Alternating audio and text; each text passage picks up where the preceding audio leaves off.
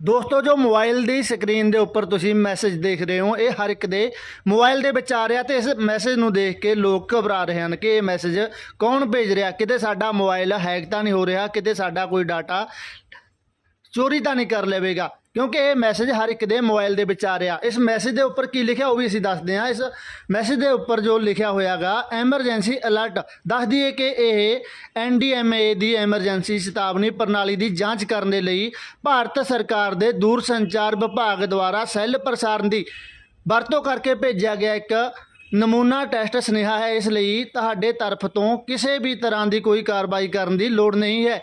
तो इस नूं लैके लोकां दे विच काफ़ी जिहड़ी सनसनी बनी हुई हैगी। इस नूं लैके कुछ लोगों वालों जिहड़े अपने तत्थ सामने रखे गए ने। एक फेसबुक के उपर लिखा गया गा कि सैल ब्रॉडकास्ट अलर्ट सिस्टम एक तकनीक है जो कि सरकार नूं एक खास भूगोलिक खेत्र के अंदर सारे मोबाइलों ते आफत समय अलर्ट संदेश भेजण की इजाजत दिंदी है। ये अलर्ट उस खेत्र में मौजूद हर किसी नूं प्राप्त होवेगा, वो भावें खेत्र का निवासी होवे जां सैलानी होवे। उन्हां अनुसार अलर्ट सिस्टम ये यकीनी बनाता है कि जरूरी एमरजेंसी जानकारी वध तो वध लोगों तक समय सिर पहुँचाई जाए।